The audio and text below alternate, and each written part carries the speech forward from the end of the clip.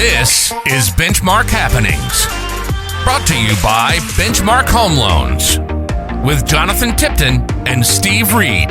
Now your host, Christine Reed. Well, welcome back, everybody, and we are so excited today. I have two superstars on our show, a beautiful young couple, Aiden and Lauren Moore. Welcome. Thanks for Thank having you. us. We're so glad to have you because we're going to take a little bit of a turn from our podcast and talk about first-time home buying experience. And Lauren and Aiden, you are some first-time home buyers here with Benchmark. Have worked with Steve, so we're going to talk about that. But before we dive into that, let's talk about some fun stuff first. Let's do it. Okay. So tell us a little bit about the Lauren and Aiden love story. How did you two meet, and how long have you been married? So the fun stuff. I think our stories would vary a little bit between the two of us, but I'll give a first crack at it, and Lauren, you can. There you go. We'll let each of you share the story. Yeah. So I knew Lauren through mutual friends in high school, and then senior year of high school, we started hanging out in a group more. And at that time, I was playing guitar and singing in a youth group band, and she started coming to the youth group, and we'd hang out in groups afterwards. And I kept trying to drop the hint that you're gorgeous and I really like you. Mm-hmm. And I think there was a while where she was like, "Oh, Aiden's a nice friend. He's a nice guy." And then one time I think I pulled out probably the worst pickup line of all time. We were sitting together after one of these events, and we were watching a show or sports event, and we were sitting a little bit further apart than we are now. And so it was a little bit awkward, and it's just the two of us there. Everyone started filing out. And I said, "Hey, Lauren, do you know about pirates?" And she said, "What?" And I said, "Never mind, don't worry about it." Kept watching the show. And then a couple minutes later, she goes, "Aiden, why did you say that? What are you talking about?" And I said, "Well, I was just wondering if you knew a lot about pirates. I was trying to figure out if they usually liked their parrot on this shoulder or this shoulder." And I reached around and put my arm around her. And it worked. Somehow that worked. And then the rest is history. We've been married coming up on 4 years now. Yep. Been together for 6.5. Yep. But that's my angle of the story. You can fill in the gaps. Yeah. Okay, Lauren. So let's hear it from the woman's point of view. Yes. Well, yeah, we were kind of in the same friend groups. I had never known about him until like right before we met, because he was homeschooled and he lived like 45 minutes away. And but he played sports at Tennessee High. He played soccer there. And I started hanging out with some of my sports friends from Tennessee High and going to the same youth group that was like so far from my house, so random, but obviously a God thing. And because you live in Kingsport. yes. So you were driving all the way to Tennessee High, right? That's a long drive. It is. And it was for my friends at the time, but then so I go to this youth group that's like close to an hour away from my house, probably. It felt like it. And I walk in and I see this little blonde boy, and he's playing guitar on the stage, leading worship, and he starts flirting with me. And it might have felt like it took a long time, but I think it was like a will they, won't they thing. And we hung out in groups for a long time, which I'm glad, because I got to see his true intentions and how much of a gentleman that he was. And so that, and the parrot story, that's very true. And it worked, is the craziest thing. So did you scoot in a little bit when Yes. he did? Yeah. Oh, so that Because he wasn't going to. He was a gentleman. He was going to leave space. Leave room for Jesus. Exactly. They always say. Exactly. Yes. So you were thinking that the dots are not connecting. I'm like, how am I going to get this beautiful girl's attention? But you were like, you liked Aiden too. You liked what you saw. And Yep. I think that's so important just to have that puts that spark for that person, and we're attracted to him immediately. Yeah. So, Absolutely. so married 4 years now. How long did you date before you got married? It was about 2.5 years. Yeah. Between 2.5 and 3 years. Yes. Okay. We got married very young, but me and my family would have had it younger if possible. My parents were ready to send me off with Aiden once they met him. They loved him so much. Yes, they do. They do. And what's not to love, right? Exactly. Two great families coming together, and I know it's such a blessing for each of you. So I think we have some other news to share.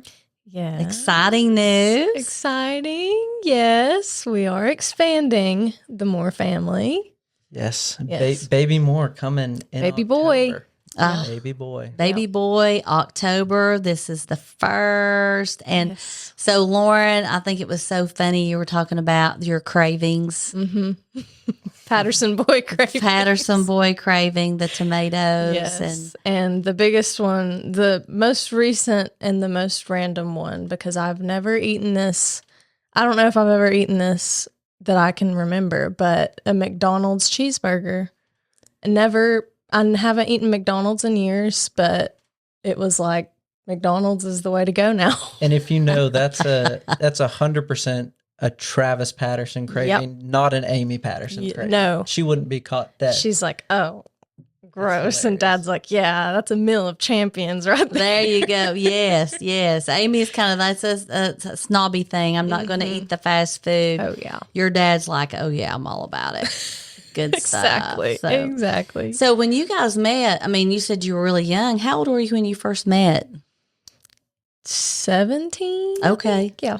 Yeah, I just turned 18 about a week or two before we met. Yeah. And you were 17. We were both seniors in high school. And so it was around Christmas time, senior year of high school. And then we dated through the rest of high school. And I went down to Cleveland, Tennessee to Lee University to go to school. And Lauren went to the University of Tennessee, Chattanooga. And so we were only about 40 minutes, 35 minutes away there. And then after, what was it? I don't even think it was a year. It was one semester at UTC. Lauren ended up transferring to Lee. Yep. And we dated for another year. And then between our sophomore and junior year of college, we got married. So June of 2020, in the middle of COVID craziness. Oh my goodness. Yeah. Well, I'm sure there's a lot to talk about that, but we'll just leave all that behind. So I think it's a beautiful story, and both of you, your faith and your marriage, and just your examples that you set for younger people and younger couples, and it's just so encouraging. And Steve and I, we just love that, and we love being around the two of you. So let's talk a little bit about how long were you married before you started thinking about, you know what, maybe we need to start the planning process of thinking about purchasing our first home.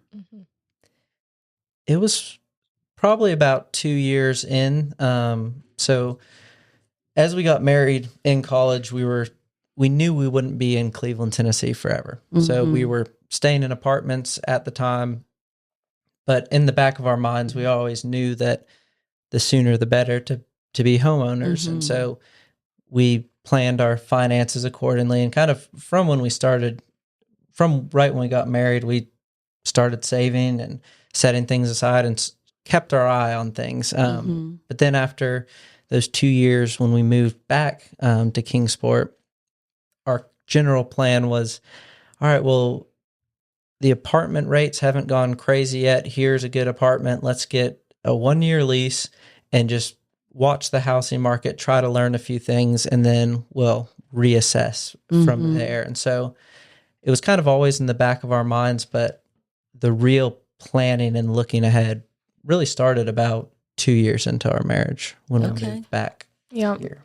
I remember last year, because we're coming up on a year in our house, and last year it was kind of like I remember when we moved into our apartment in Kingsport 2 years ago, we're like, oh, we can stay here. This is a good size. We can stay here for a while. And then, plans change and we're like, oh, this is kind of like, it's time to start looking. And we knew it was. And obviously you're like, where do we even start? And my mom, realtor, she's like, I know the place for you to go.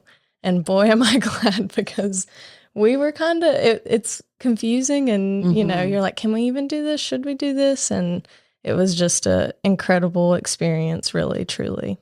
That's great. So what were some of the challenges? Because it was an exciting time and the market's kind of iffy. So what were some of the challenges that you two faced in this process? Yeah, I think so.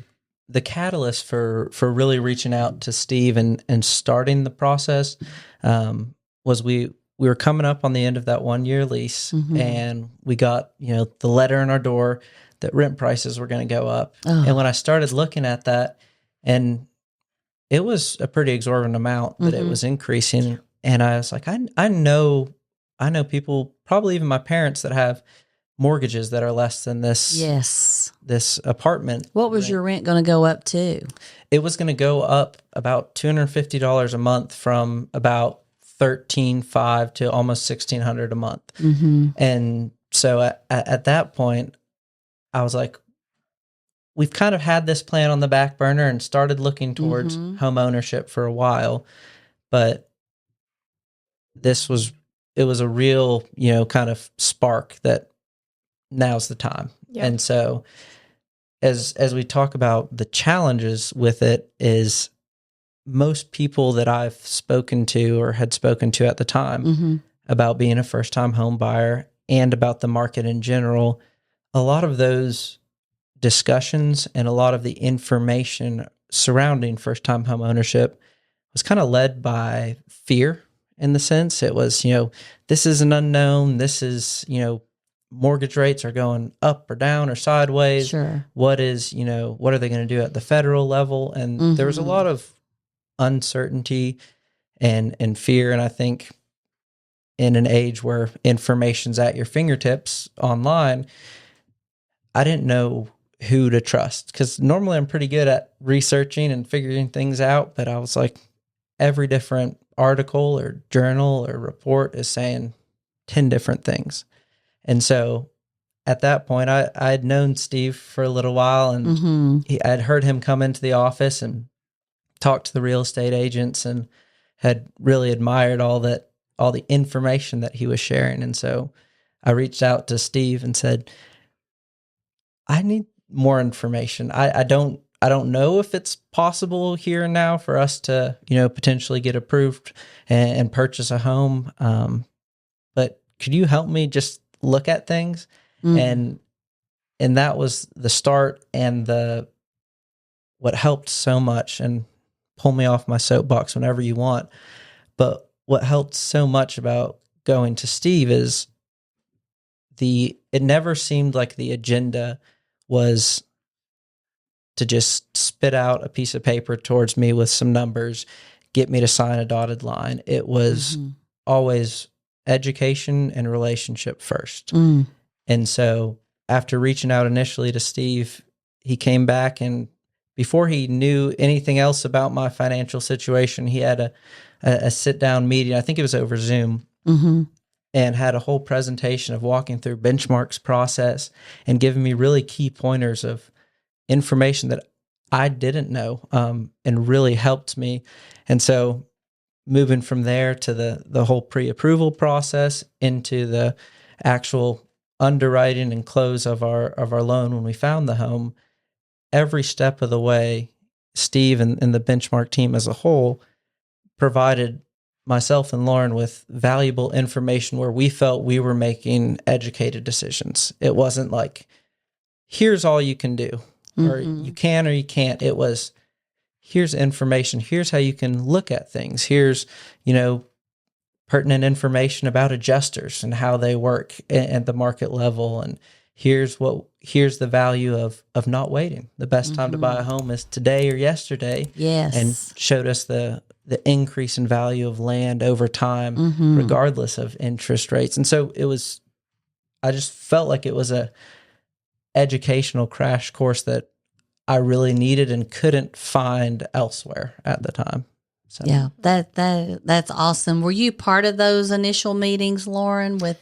Well, actually, no, which is, I was going to tell from my side of things. So Aiden was more in contact with Steve. And of course, I was always in the loop and always heard how great Steve was.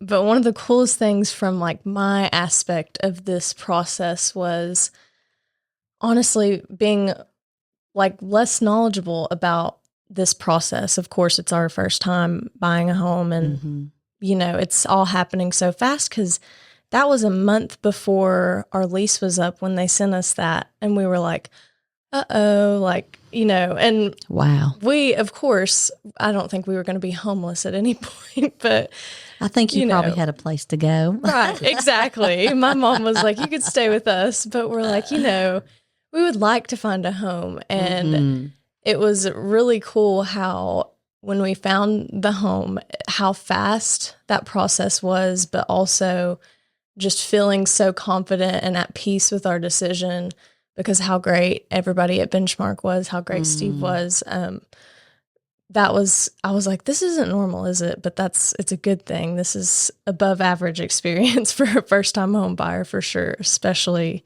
in that time. It was really great.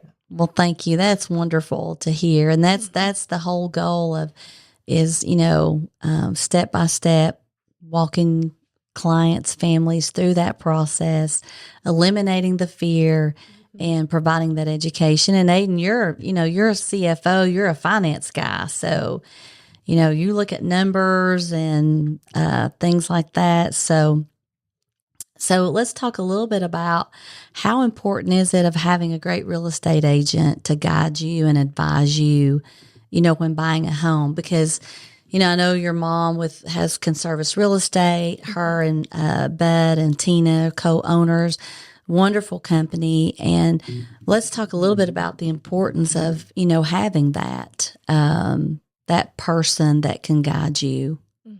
Because that's just as important as the right realtor who's educated and is going to do the right thing for you, as well as having that lender too. For sure. So. I think that they definitely work in tandem in the same way that, having the right lender provides, the education and the confidence and the direction in the process. When it comes to actually finding the right home and seeing the value of that home, I think it's, so essential to have a real estate agent that is working on your team, that is helping you see things that you couldn't see otherwise. So on the lending side of things, as I spoke about, it was almost like there was too much information and too many things to look at. And Steve and the Benchmark team helped me narrow down my focus and show me what I needed to actually view. And on the real estate side, I think a good real estate agent does a very similar thing. It's easy if you don't have an agent and you're just looking on Zillow and saying some things might appear wonderful and you're missing things. And so having a real estate agent, and in our case, it was Amy, right when we saw our home, it actually got listed, and within 4 or 5 hours of it listing, we'd already reached out and scheduled a visit there, a showing. And so we went with Amy and looked through the home and she the whole time was talking about potential red flags and this and that. And we'd been to 4 or 5 other properties before this one. Okay.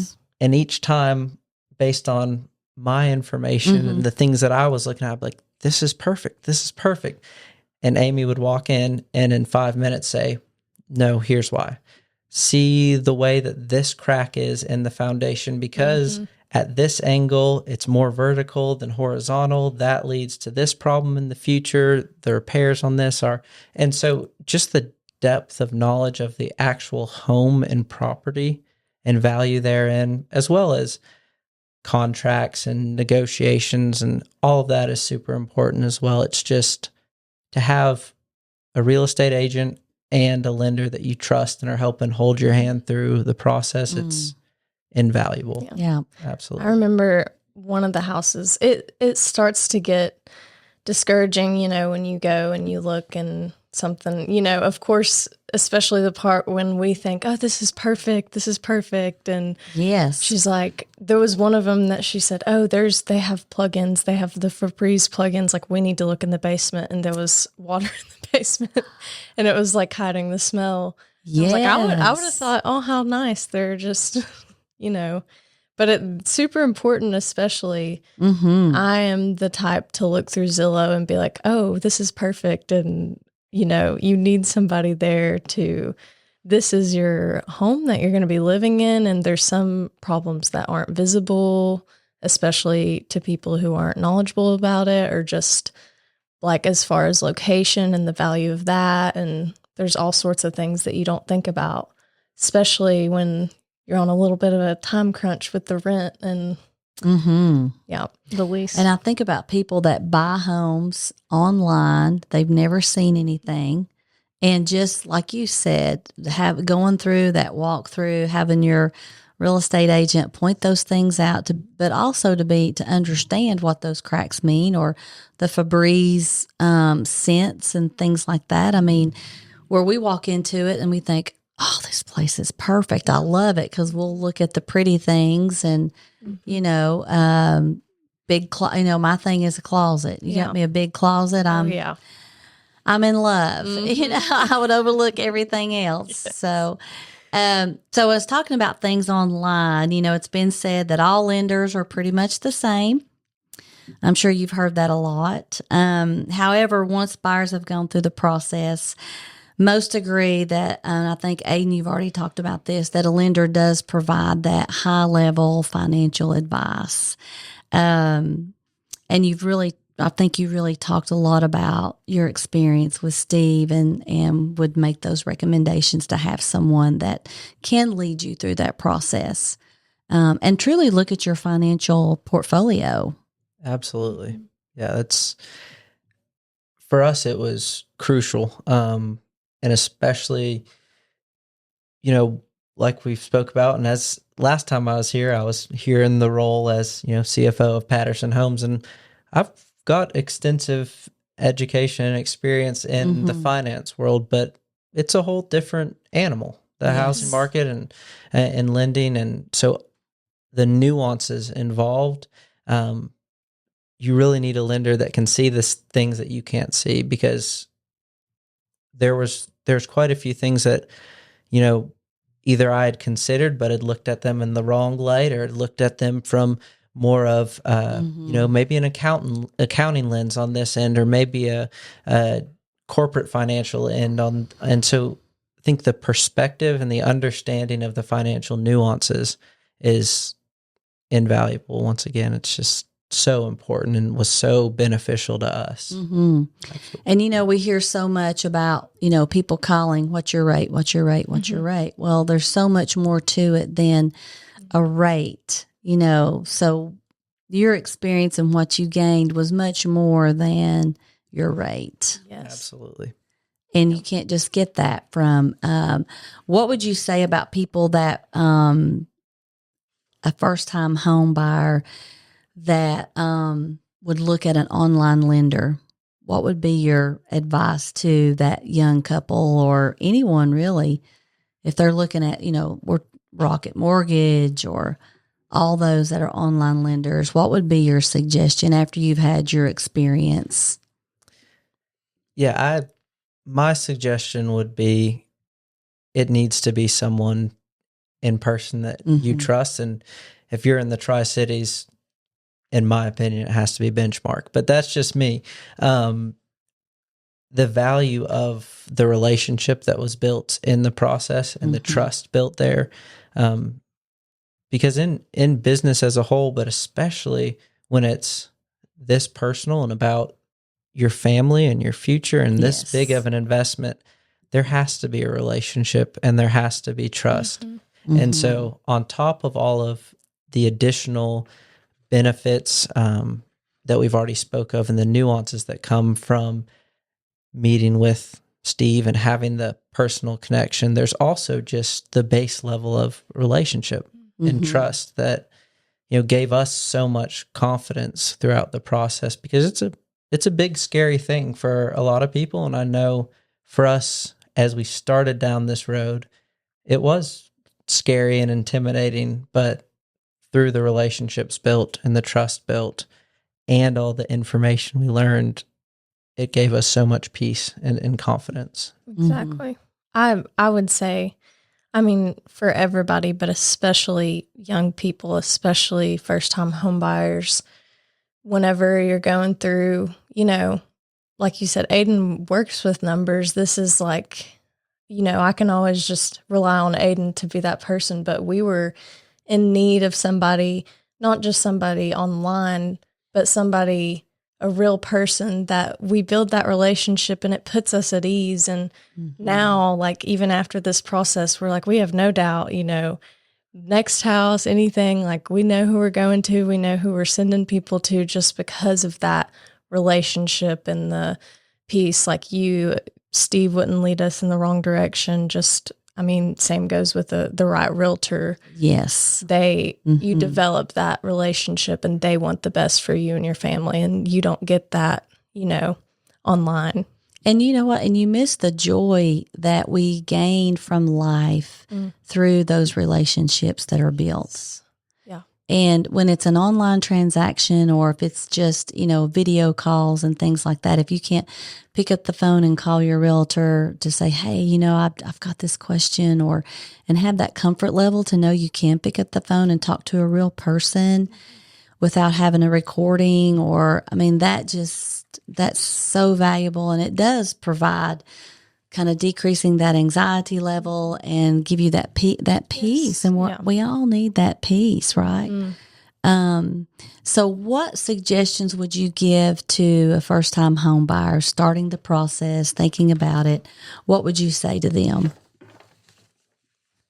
I'd say one of the first pieces of advice I would say is don't wait to start thinking about it. I know that was, don't wait until you're ready and then start thinking about it. And then, on the financial end, prepare for it early, but also start having those conversations. Reach out to a lender. If you're in the area, reach out to someone at Benchmark here, reach out to Steve and Jonathan, and start learning about the process early, because walking through the process here, there was so much information gained and so much that we learned before we even got to pre-approval.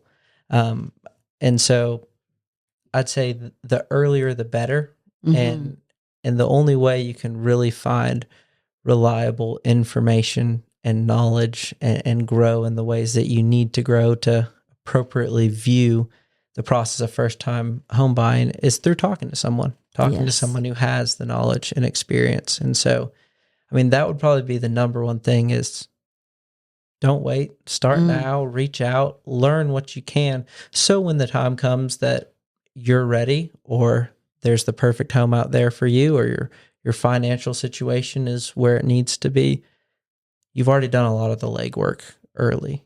I think that's really important. It's never too early to start planning. So, Lauren, do you regret buying your home? Not at all.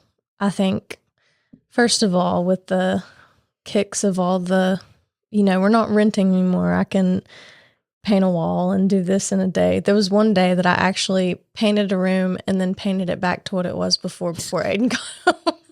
And I'm like, you know what? I can do that.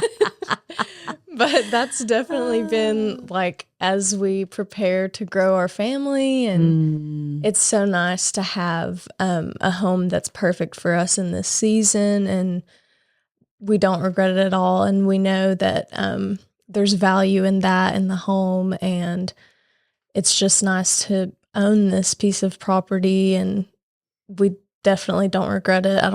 We haven't regretted it a day. That's wonderful. And knowing that you're building wealth And, so many younger people are choosing not to buy. They're renting, or they're taking the money that they do earn and they're traveling. They don't want to be, settle down and have those long-term jobs. They're kind of moving around. And I think we're going to see a change in that dynamic. And I know you guys, that was the choice that you made, was to save. And congratulations for saving. I think that's something that you can help other people, younger people, with, is how did you start that saving process? What did that look like? Were you on a budget? Yeah. So the way that from the beginning of our marriage, we actually, in our premarital counseling, of course, one of the things they said is, what's your plan for money? Because, even though we were meeting with a Very pastor, important. they said this is super important. And so, as much as I'm very analytical and I manage money for a living, we never had a super strict budget. Mm-hmm. We had a few simple agreements that we agreed upon. We said, we don't really care to go on a ton of big trips or spend money on extravagant things for the next few years, because the first big thing we want to purchase together is a home. Mm-hmm. And so we said, we're fine with the vehicles we have. We're fine, with the appliances we have. We're fine going on a little trip once a year. We don't need to go to the south of France for a month. And so we had kind of that agreement early that, we're not going to be completely penny pinching and not enjoy life. We can spend money on going out to dinner with friends and doing things like that. But we had a set limit that over this amount of money, we had to have a sit down conversation before we spent that money. Mm-hmm. And those two simple understandings, that we have a goal on this end of saving, and then there's freedom in our finances up to a certain extent where we need to make sure we're on the same page and realign that with the goal that we had set.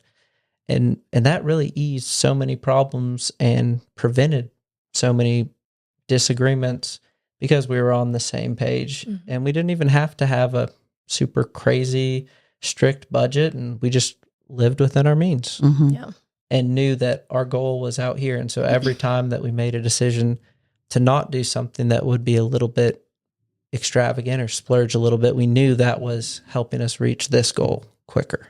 Oh, yeah. Yeah, and I even remember talking to Aiden about finances before we got married and saying, I know we're young, and I was like, I won't spend anything if we get married. I don't care, And the first few years, we're married college kids, still living the college kid life, And the first year of our marriage, while he was still playing college soccer, I was working at a frozen yogurt shop, and we were going to school, and we were perfectly happy with that. And honestly, we say all the time, like, starting out like that has made us so much more grateful for anything on top of that. And it's just been easy because of how it started out, and we didn't even know it, because we were like, oh, we're okay if we don't do all those things. We're happy. I think we got used to living with not much. Right. And so then when we started having more opportunities with work and other things, we didn't let lifestyle creep get to us. Because, there was a time in college where, like she was saying, for a period of time, we had one vehicle between us after we got married. Yeah. I would drive and drop her off at the frozen yogurt shop to work in the mornings. Then I'd go back to campus, go to my classes, go to soccer, drive to Chattanooga for a consulting internship that I was working. And so worked in Chattanooga, would drive back, pick her up, bring her home, and then go donate plasma to get a little money from that, and then do individual training sessions with students for soccer to make a little money. Frozen yogurt for dinner. And we'd eat frozen yogurt for dinner, and sometimes. And so I think we learned early what it meant to just work together to make it happen, just to survive. And then as that continued to grow and we began to be more stable financially, and got out of school and got big kid jobs, you Yeah. know, Yeah. we didn't really change our lifestyle. And Yeah. that was a huge part too. Well, I think that is so important, and I really appreciate you both sharing that perspective, because I think that we've missed that, and that whole point of allowing our children to struggle, allowing the two of you to do things on your own, to live within your means, and then you were determined, you had your goals.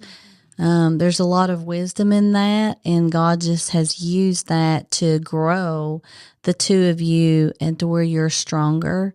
Your relationship continues to grow, and you have those things to look back on. And it wasn't, having yogurt for dinner or sharing one car. There's nothing wrong with that. It's just, those are kind of, you look back on it. Yeah, it was hard. It was a little bit of a struggle, but yet now you've got those memories. You know what? We made it. We, Aiden and Laura, we made it through that. So the next thing that happens in life, you can make it through that as a couple. Exactly. And we had fun. We didn't even know we were poor. Isn't that great? We had fun. Because you guys, I remember, I think my mom did, because she's always just like, I'm her baby, and Aiden therefore is also her baby. And she would call, and she would never ever let one of her kids struggle, but we didn't even know, when we had one car, one of them broke down. So she was like, she definitely helped us through that process of getting a new car, but she let us she let us go a while without a car. And I'm thankful that she did have that, letting us do that. Like you said, there's definitely some wisdom that's priceless out of that to gain. And it makes you stronger, stronger. And you're building, I call it the resilience muscle. It allows you to build that resilience in your life. So, great interview for both of you guys. Thank you so much for being here. Thank you. How encouraging. You just give us hope, and we love you both, and we know that God has his hand on your marriage and your family, and the little boy. Can't wait to hear what you guys are going to name him. I know. And so we're going to have a big baby shower, big celebration. Oh, yeah. For sure. So, but anything else you want to wrap us up with, Aiden or Lauren? Just thank you guys so much. We love you guys, and Steve, and I always tell Lauren, and I can't divulge all the names because I don't want to hurt feelings, but I always say that, two people that are for sure on my Mount Rushmore of men that I look up to are Steve Reed and Teddy Roosevelt. So we love you guys. Steve's up there with Teddy, and he talks about he talks about him all the time. That's huge. Honey, Steve's back here running the podcast. I hope you've heard that, and that's some big shoes to fill. Oh gosh. Well, thank you guys so much for being on today. Thank you for Thank having you. us.